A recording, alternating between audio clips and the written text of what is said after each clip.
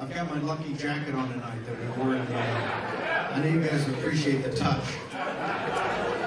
At 5 o'clock on the evening, and by the way, this is the third night in a row. I call it the extended MAGA holiday, right? I'll talk about Veterans Day in a little while, what it means, particularly for this institution. But these are 3 days I was in Macomb County, Michigan, the heart of Reagan Democrats. Macomb County that gave us that great victory in Michigan, where Donald Trump won overwhelmingly working class voters.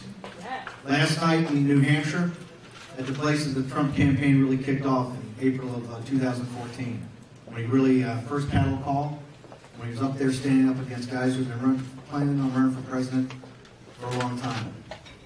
And then tonight, incredibly honored to be here on Veterans Day weekend at the Patriots Dinner. And honored that the Republican Society, the Citadel, invited me. If you've ever been to CPAC, very conservative, particularly grassroots conservative you go, you can't miss the Corps cadets and how they open with bringing in the flag, all the ceremonies. It's a great honor.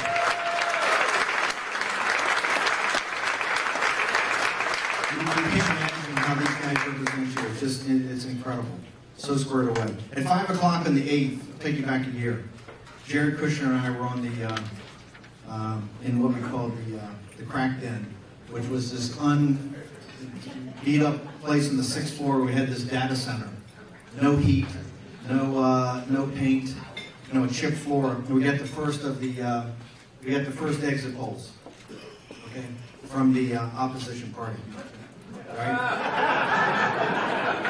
The exit polls had us even in Iowa, I think even in Ohio, and getting blown out in every other state, right?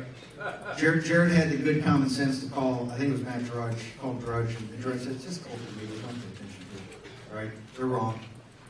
At 9:15 at night, the Detroit Free Press called the state of Michigan for Hillary Clinton.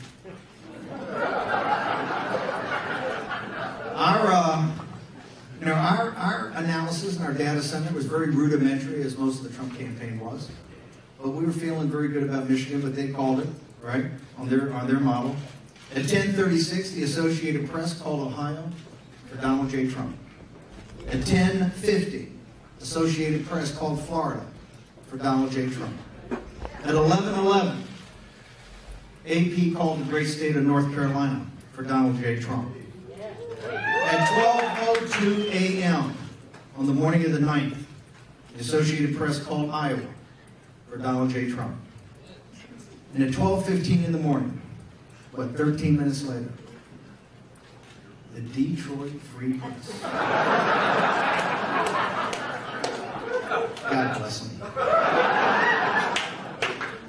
reversed their call. It was at that moment on our models that we knew Donald J. Trump was going to be president-elect of the United States.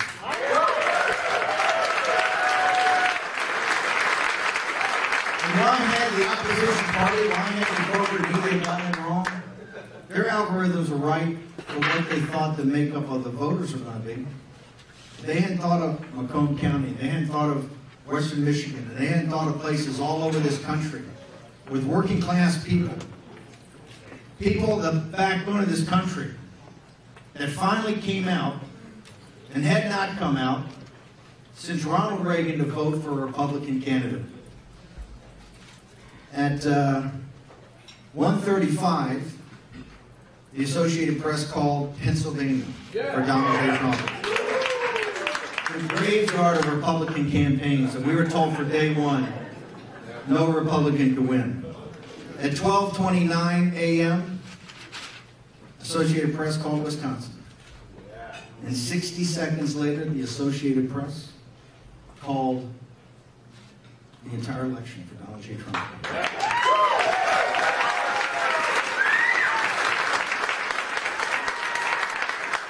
We had a deal. We had a deal with the Clinton campaign. When I say we had a deal, they sent over some snarky email 5 weeks before.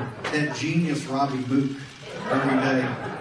You know, all those geniuses on the Clinton campaign. Somebody asked me the other day on the reminiscence of the 8th, had I listened to her concession speech. No, I didn't listen to the concession speech. I had to listen to all the speeches she's made in the campaign. I didn't want to be lost. I'm not going to listen to another one. You know, all those guys, all the men and women on the mainstream media, you know, they're crying that night, they're pulling their hair out, you know, because the day before, you know, we're going to get crushed in the morning Joe, all the G's in the morning Joe, and then when they got those exit polls, man, they were dancing around and high-fiving. By the way, at 5, Hillary did. Here's what they said. They sent an email and said 15 minutes after AP calls it. We'll call, if it calls it for you, we'll call with a concession, and then you can go up. If not, we'll send it 15 minutes, but we're going to walk up and give us a victory speech. Because they thought that since President Trump was closing with the rigged system, they didn't think that we might concede. At 5:31 on the 24th, or the 23rd of November, the Detroit Free Press called Michigan for Donald J. Trump. And last night I made a headline in New Hampshire. New Hampshire's vote's all great. Trump won New Hampshire, no doubt about it. Right? They had the 6,000 people drive up that day without state license, driver's license registered on the day. Only 1,000 of them got cars registered there now. It's a total joke. Chris Kovacs and those guys, and the guys in the voter integrity committee, don't say that. Mainstream media's heads will blow off. So look, we won 306. 2 faithless electors decided not to vote for Trump. That was sweet. But it's 306 in my book. 4 more, 310.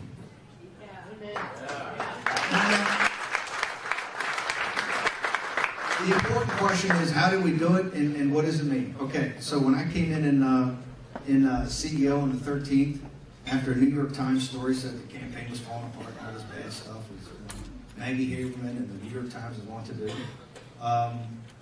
President Trump, I think, was roughly 12 to 16 down, double digits down, just about every battleground state. I think it was like 70 on the generic ballot. You got to be at, I think it's 90. 9 out of every 10 registered Republicans have to vote for him to become president. I think he had 70 or something, some low number. Historically low, they told me. And the reason was a lot of Republicans didn't think he was Republican. Right? So how do we do it? In 85 days, how do we do this? It's real simple. It's called unity. It's called coalition. Right? The only thing I told the president when I took the job, I said, look, it's real simple. Forget all these polls. They're not relevant. Totally irrelevant. So the only couple of numbers are relevant, and my good friend Pat Citadel, sitting right here, a Charleston resident.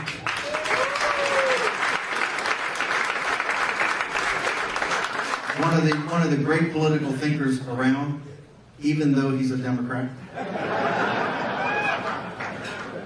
Although they probably want you less than the Republicans.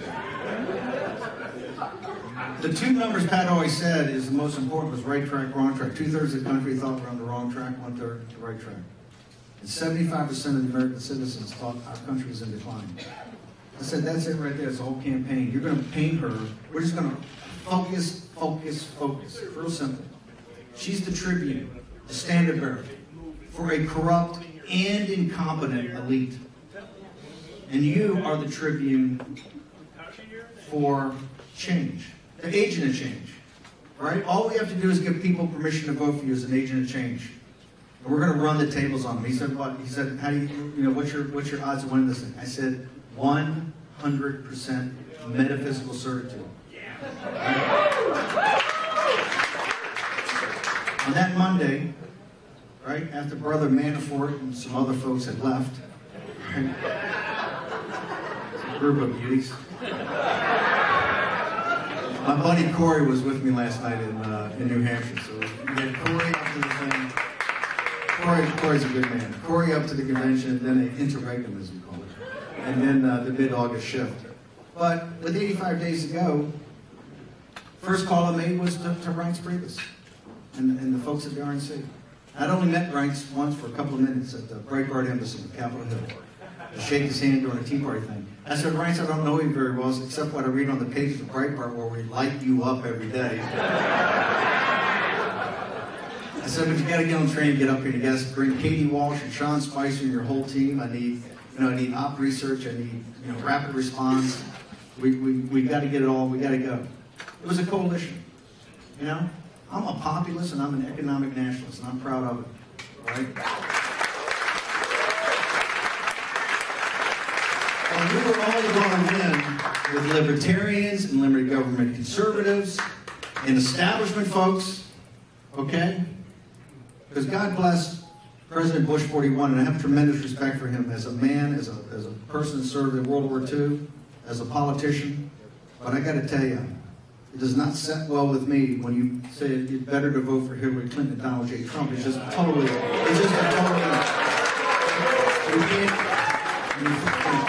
can't defend that. It's totally different. We disagree on a lot, right? A lot of people in this room, we disagree, and sometimes we disagree on important things. But on the fundamentals, on the general direction, we agree. It was that coalition, and we have to continue to remember that. It was that coalition that won the single greatest come-from-behind victory in American political history.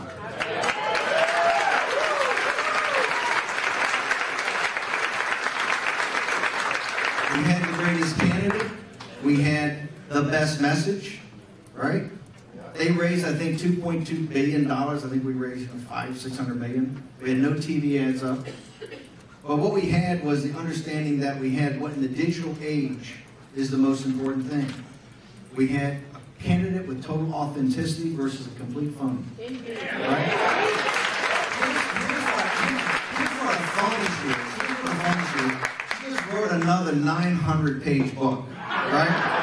Didn't she just write a 900-page book? And by the way, this is just a way to compensate her. Why don't the publishing companies, big media companies, just trade her a big check and say, don't write any more books. Just give her another $10 million.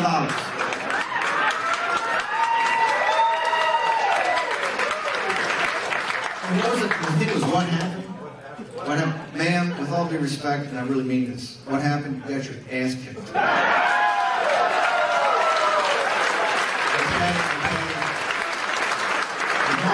Get up on CNN anymore. I was just kidding. Just some humor.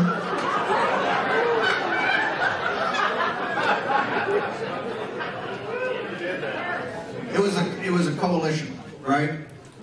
We had a great candidate, a great message, but it took everybody pulling together. We had the Right to Life people out there. We had the Tea Party patriots, all the Tea Party groups, right?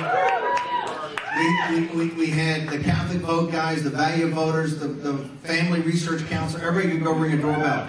The cadets in this way set them up in Virginia. They ring doorbells. That's how you win. You have candidates with authenticity. Candidates with authenticity. Big, actionable ideas. And an empowered grassroots that go door to door. Because in the digital age, it's not the commercials. You know what it is? It's somebody ringing a doorbell with passion and understanding of who you are as a candidate. You know, at Goldman Sachs, I told you, don't bet anything, just perfect what's out there, right? You know what we're just perfecting? It's what David Axelrod, Barack Obama ran in 2008. That was a very smart campaign. He ran as a populist. He ran as a guy with no experience that, you know, was a benefit.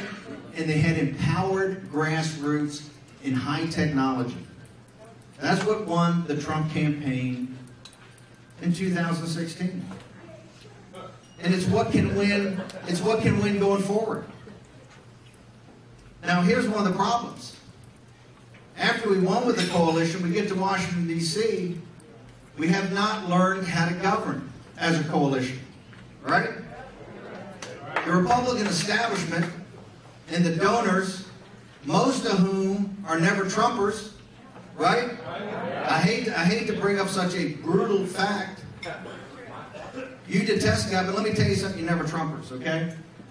The Republican Party had 16 men and women, and by the way, the finest, I think, field in the history of the Republican Party.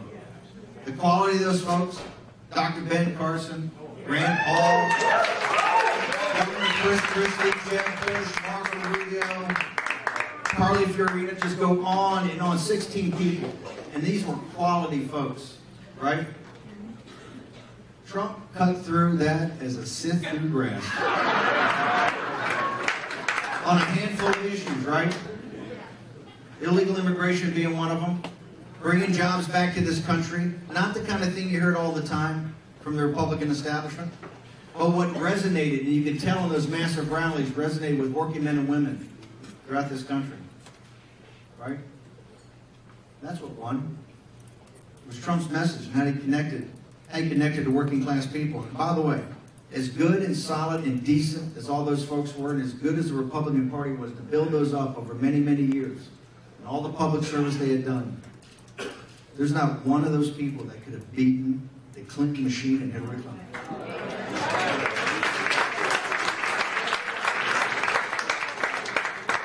I can tell you, being the CEO of the campaign, right? We won at 2:30 in the morning. Hillary Clinton made that call. Next morning I went in, I think it was like 7, 8 o'clock. And I can tell you, it was the hand of divine providence that won that. We were an island of misfit toys, okay? Trump looked at me that morning, I had this bomber jacket on, I hadn't shaved in a week, I had my hair down to here, greasy. I don't think I'd bathed in 3 days. And I'm the CEO. They talk about mainstream media, Anderson Cooper's head's blown up, they're talking about, you know, Russian collusion, they got Russian. We couldn't collude between the RNC and the Trump campaign.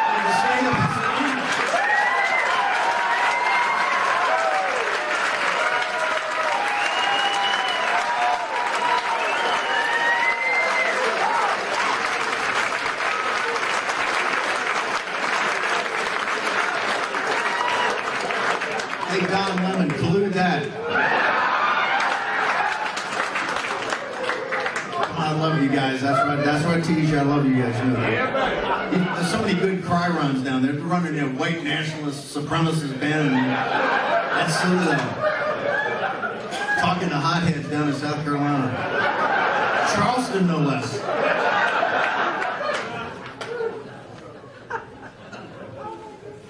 So what happened?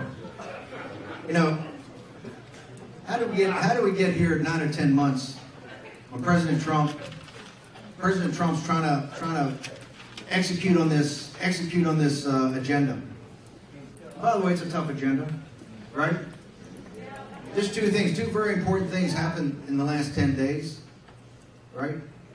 President Xi of China gave a 3.5-hour speech. And if you haven't read that speech, it's 68 pages long. When you get home tonight, get on the internet, because you better read it. You better read it. What did it say? Because your kids and your grandkids are going to live with it. Okay? President Xi, it's not a lot of jokes, right? He basically says that the Confucian mercantilist authoritative model of China has won, right? They're the new great power. And they're not shy about talking about it. You know, folks talk about Brexit in 2016. Is Raheem Kassan here? Raheem? We got the editor of Breitbart London right there. Raheem, stand up.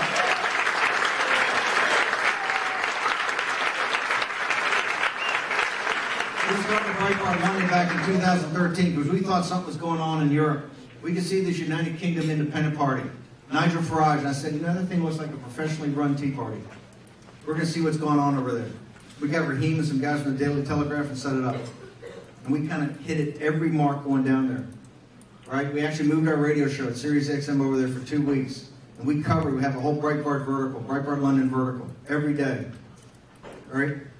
And when Brexit happened, Nigel Farage went on BBC the next morning and said, if Breitbart London had not been created, there had been no Brexit.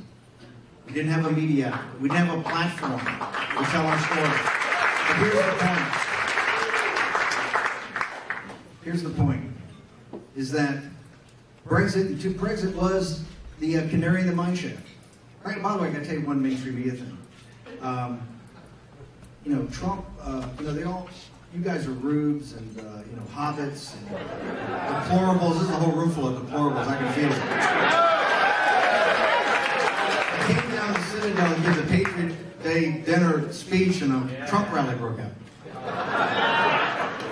You know, all these geniuses at the mainstream media on the night of Brexit, Raheem remembers this, CNN's on there, and poor Don Lemon couldn't get a guest to even pronounce Brexit. They kept saying Nigel Farage or something, right?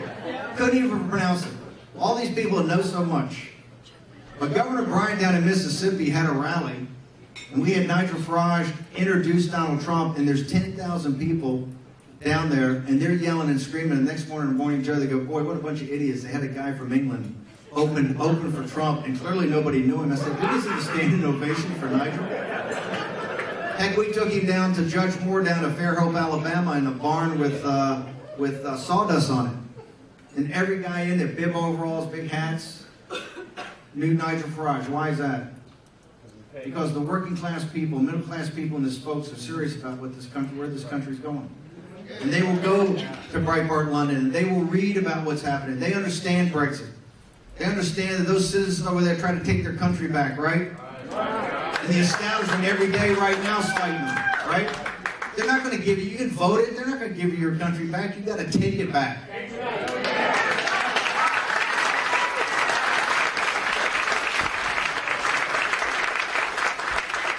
Brexit and 2016 are inextricably linked. And here's what links China. It's exporting Chinese deflation and Chinese excess capacity. That's where the jobs in Midland England went. That's where the labor vote that got Brexit done. That's the upper Midwest. That's Ohio and Pennsylvania and Detroit, Michigan, Wisconsin. We lost Minnesota by 1 point. Minnesota. Iowa. That's what won it. North Carolina. You read the book Hillbilly Elegies by J.D. Vance, a Marine Corps officer, right?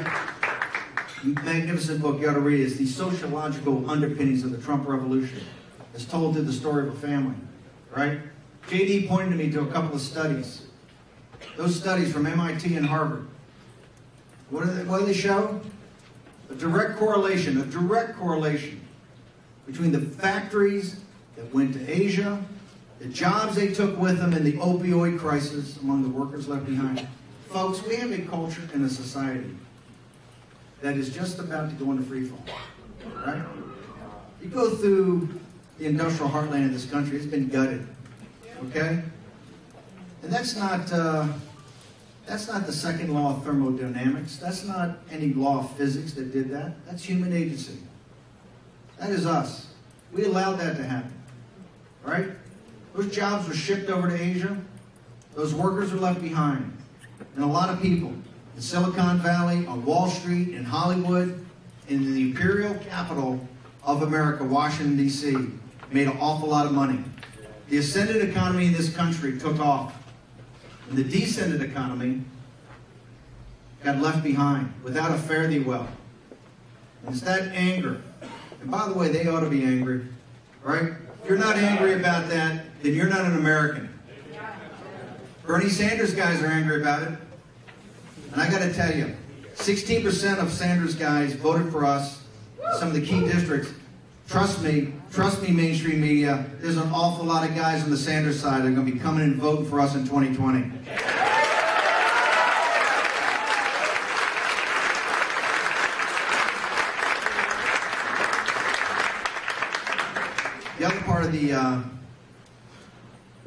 The other part of the study, the other big event that happened besides President Xi's speech was this study that came out from Brown University the other day from the Watson Center. Highly respected. $5.6 trillion on the global war on terror. Okay? $5.6 trillion since 2001. We have 7,000 dead. You saw the honored dead tonight of this institution, right? The unbroken train of the cadet corps of the Citadel have done their duty to their country. We're 17 years into this, right? What would that $5.6 trillion done for the best of the United States, right? What would these young men and women, 52,000 casualties. I think the present value, I think the net present value of the VA and the benefits and everything for the wounded, something over $2 trillion. Okay? That's going to be for us to decide what the future of this. One of the things Trump ran on. We've got to rethink this. He was mocked and ridiculed.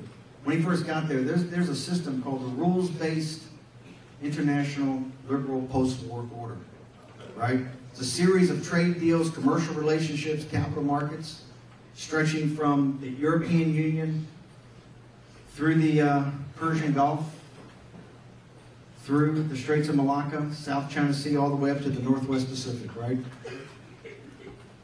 Those trade deals, every one of them, $100 billion in Europe, upside down. Gulf, totally upside down. All the littoral nations around the South China Sea were upside down. South Korea, $70 billion upside down. China, $400 billion upside down. Japan, upside down. Upside down everywhere, right? And people at the Wall Street Journal, all the geniuses there, oh yeah, trade deficits don't mean anything. Well, go out to Ohio and tell them that, okay? You can sell that on Wall Street. You can sell that to your hedge funds, but you cannot sell that in Macomb County, Michigan. And here's the rub, and here's what Trump saw. It's underwritten. That's a security guarantee by the United States of America. Your sons and daughters on those ships, those Air Force bases, those Army bases, out there in the Hindu Kush, to the Philippines, to South Korea. That's the United States. That's the United States of America that guarantees that, right? That's what Donald Trump, he asked that question, why are we underwriting this thing? Why are we doing it? Where's everybody else? Have a little something for the effort, right? You got to sit there and be supplicants to NATO to ask them to pay 2% for their defense? I don't think so. Well, the Germans said, we got to hang on, man. We got a constitutional amendment that says that we have to have a balanced budget. I said, you're kidding me. That's your pitch.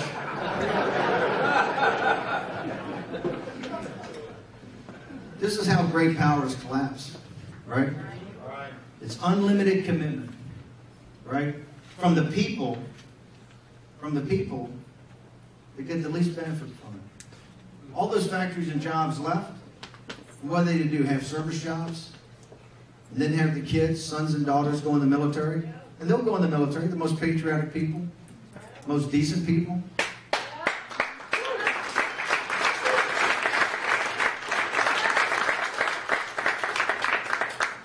When you're in Washington, D.C. and we're up there, we're not passing, repealing, or replacing Obamacare, and we're not getting the tax bill done. We don't have time for infrastructure. That's something we got to kick out in the thing. That we haven't built the wall. We haven't, we're not doing the things that we committed to do, right? Because vested interest in the donor class and the consultants and all of that mess, right? Thinks they've got a better deal, okay? If you continue to think like that, you're going to have more Virginians, right?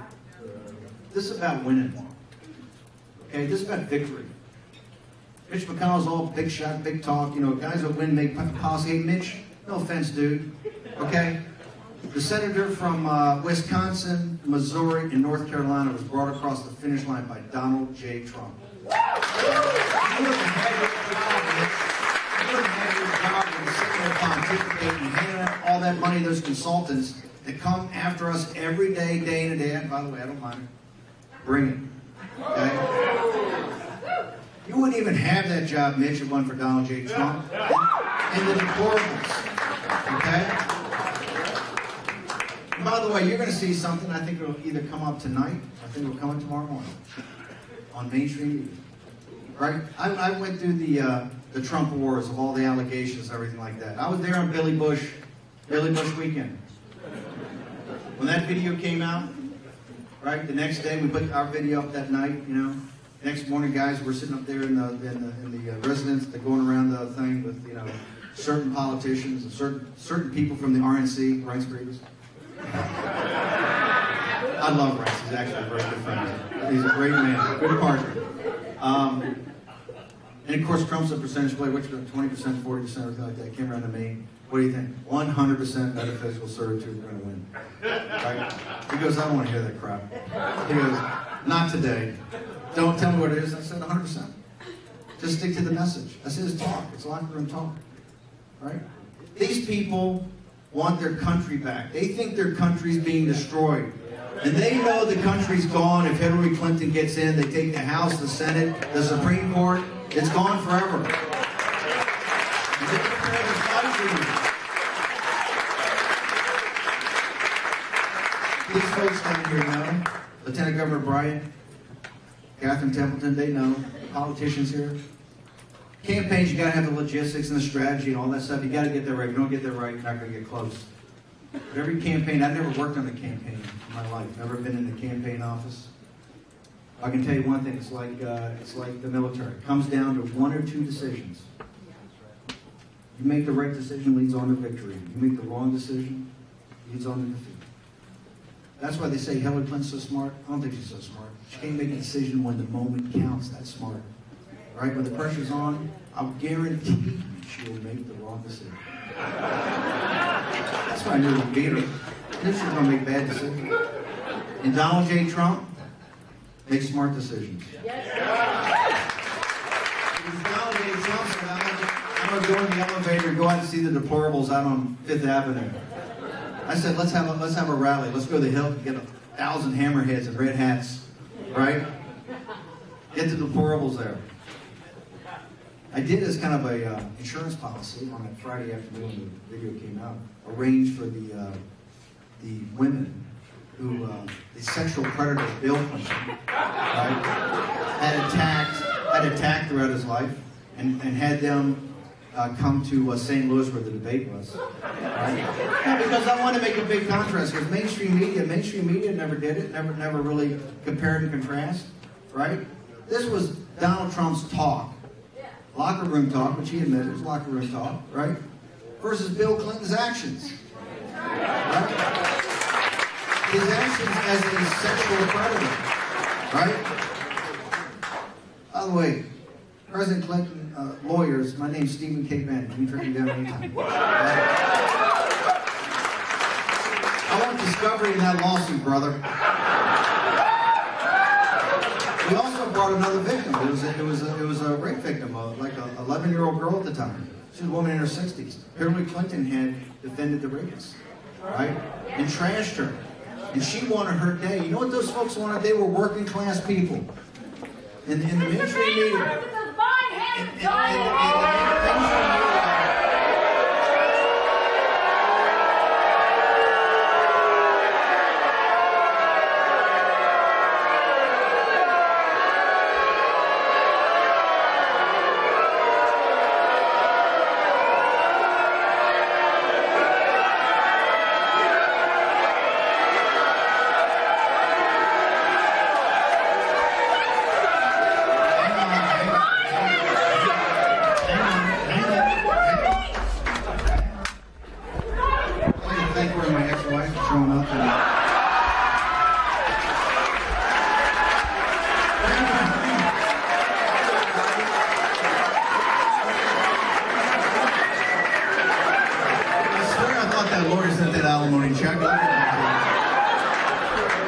You're a good girl. You have the right for free speech outside.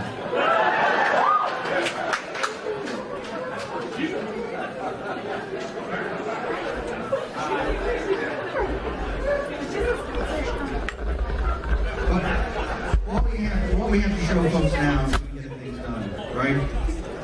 2018 is rolling up on us. And I would love to tell you all that, we could wave a magic wand and we could, I could pat you on the head.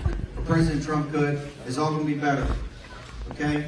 In the future, in years to come, we'll always celebrate November 8th and 9th, the day that we actually are designated as the victor, as MAGA days. And remember those that come from behind victory. And remember what President Trump did is he drove it home day in and day out, 7 rallies, 8 rallies in front of thousands and thousands of people. A guy 70 years old. Let's talk about Trump for a second. 70 years old, worth what, 4 or 5, I don't know, $6, $7 billion, okay? He had a lovely wife, a great family. A time in life he's buying championship golf courses and putting them in the open rota over in England. He's doing something that his whole life he wanted to do. And he ran for president of the United States. You cannot believe the politics of personal destruction they came after him with. What you saw on the surface is not even close to what we saw. Donald Trump ran for president of the United States, and these people say he's a narcissist, he did it for his ego. He did it. He didn't need to do this. He didn't need to have his family destroyed. He didn't need to have himself destroyed. You know why he did it? Because he loves his country.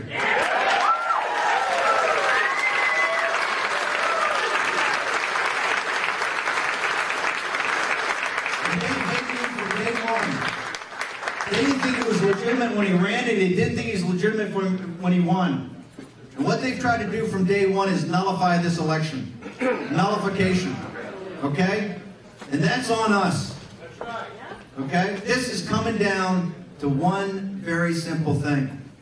Is the 2016 election going to stand or is it not going to stand? determine is the people in this room. Okay? I left because when I left, I said, the Republican establishment is trying to nullify this election. They have 3 committees on Capitol Hill. House Intelligence, Senate Intelligence, Senate Judiciary. With open mandates, looking at everything. I have no problem, trust me, of people taking a legitimate look at whether Russia affected the election. No. You guys had a terrible candidate and she lost it. Okay? Embrace it. Embrace it. Or I got an idea. Run her again. Hey,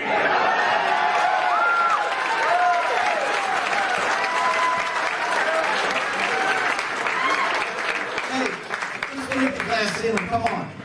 Come on, Hillary. Lord, we would love to take you on again, Hillary.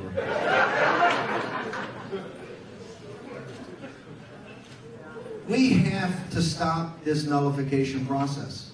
I'm not saying fire Bob Mueller. I was the guy that said don't fire Comey, right? Bob Mueller, he's a special counsel. I said that was coming. If he's going to do a thing, yes, he should look at any collusion, look at it thoroughly. Let's put a time frame on it. Let's shut these other committees down or have them do the reports, right? Last time I looked, didn't the Republicans control the House and the Senate?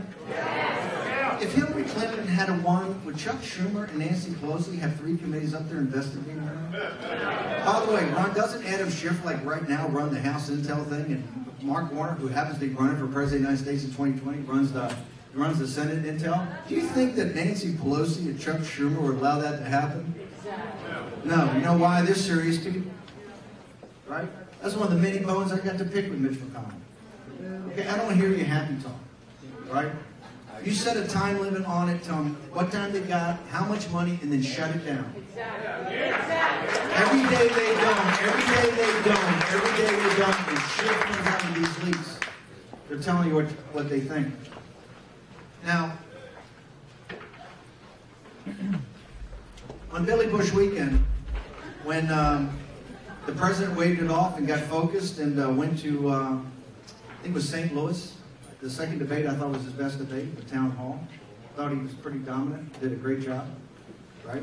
The women showed up, we almost had a fist fight beforehand because we wanted to put him in the VIP thing, right? Oh my Lord, did the Clintons, Bill Clinton, you should have seen the look on his face. Yeah, Hillary was rattled too. I got you guys, didn't I? God, that was sweet. But those folks had a right to question Clinton, I thought. We've seen this here the last couple of days. I think there's a mainstream media. I think you're going to see Judge Moore said today that they're finding some collusion going on in those stories about Judge Moore, right? And I think you're going to find in the mainstream media either tonight or tomorrow.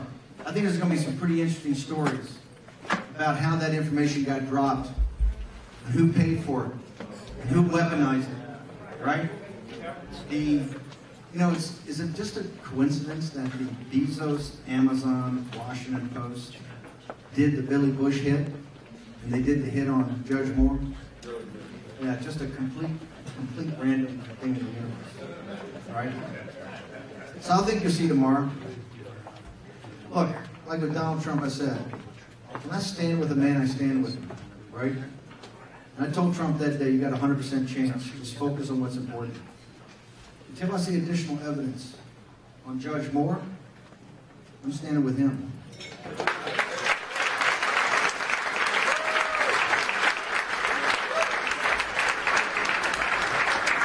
That's one of the things we've forgotten in the Republican Party.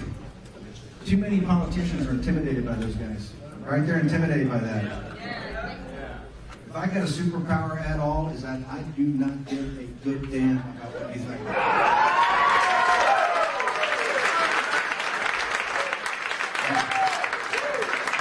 Jeff Zucker's right next crime around right now, misogynist Bannon.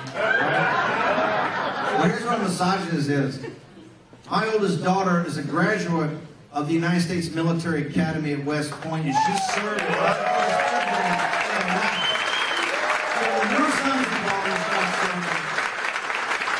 like the cadets we saw up there. Okay? Don't tell me about misogyny. Don't tell me about how to raise women, okay?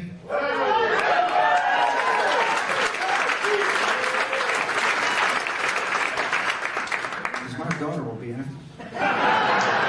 She's a lot tougher than I am. President Trump's had I think he's had a great run and a tough run. But we have to have his back. The tough stuff hadn't even started. You think this tax bill, look, it's like the biggest lift the House and the Senate ever did to cut our taxes, right?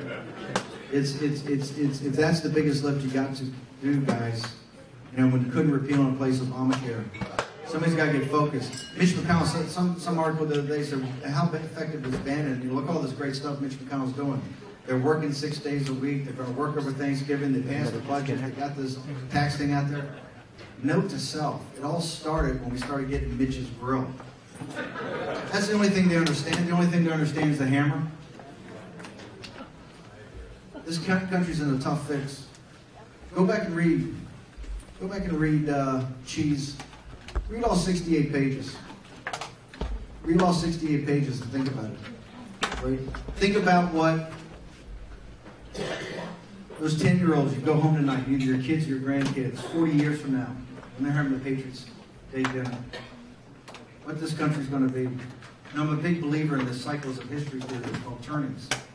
We're in the great fourth turning in American history. We had the Revolution, the Civil War, the Great Depression, and World War II. They happen about every 80 to 100 years. We're in the great fourth turning right now. We come through this turning, we're going to be one thing or the other. We're either going to be the country that was bequeathed to us, or we're going to be something radically different. And if you want to see how radically different we're going to be, don't look at, I'm from Virginia, don't look at the Confederate monuments. Go up to New York City. Look at what they're throwing on Columbus. Look what they're throwing on Teddy Roosevelt. Right? That's what you're going to have, and worse. A lot worse. Now, I don't mind those protesters out there. They got every right to do it. They get every right to work. By the way, in Virginia, they outworked us. Okay? So more credit to them. They were better organized, better focused, and they were angry. It's time for us to get angry again. November 8th is just one day. You're going to have to work every day on this. And it's not Trump, and it's not Laura Ingraham, and it's not Sean Hannity and Rush Limbaugh, Catherine Templeton, Lieutenant Governor Bryant, no. Steve Bannon, it's you. If we get through this, it's because of you. The hobbits and the deplorables. It's on your shoulders. Right? If you gave me the choice between being governed by the first 100 folks that came in here tonight, or the top 100 partners at Goldman Sachs, I'd pick the 100 folks, first 100 folks. You know why? You get more decency, more grit, and more determination, and a better understanding of people. But in this fourth turning, this goes back, I didn't know we were going to have this film tonight. It's very moving, right? About what this institution stands for. Remember, tomorrow is what, the 11th hour, the 11th day of the 11th month. The guns went silent. And they thought they were going to go silent forever. What it was the end of the opening act in the bloodiest century in mankind's history. You got to understand something, folks. They look back on that century 500 years from now, they're going to think it was a dark age. The barbarity, the inhumanity. What was it, 280 million people killed, we think? Right? Starvation, death chambers. I mean, the most horrific thing in mankind, right after Congressman, right after Albert Einstein, the theory of relativity, all the great scientific advances. What did it lead us to? To tear ourselves apart and try to destroy ourselves. In a century that is going to go down incalculable horrors. In this century, how have we started it off? And what lays before us?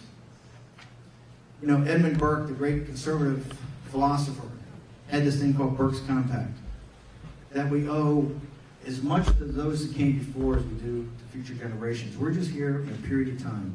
Human agency. Divine providence put you here for a reason. I want you to think about that. Think about those kids tonight, right? Young men and women.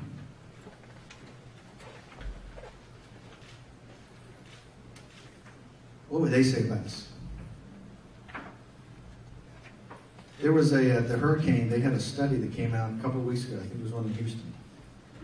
50% of the households in this country can't put their hands on $400 in cash for an emergency.